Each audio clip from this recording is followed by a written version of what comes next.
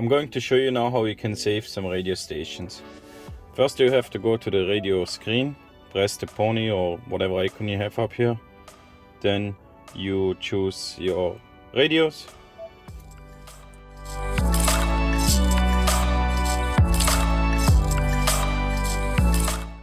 Once you're in the radio,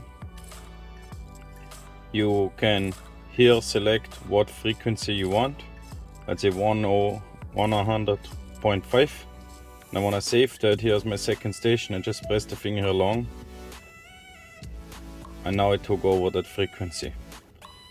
I can then choose find whatever channel I want. Let's say I can just search here with the plus. I can just skip to the next frequency, or I do an auto search just by hitting next. Then whatever channel I have, I can save it again.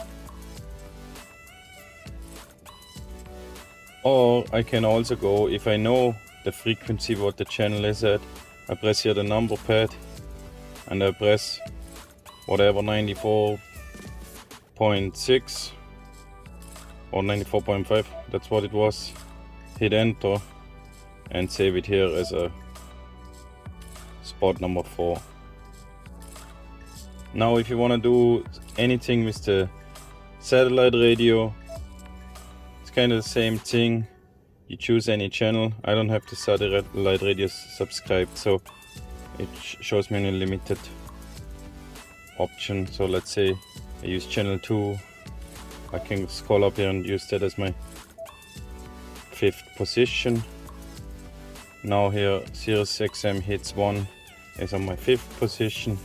The same thing I do with the AM radio stations. I go AM, I choose any frequency I want. Let's say 740. I can save it here as my 6th position.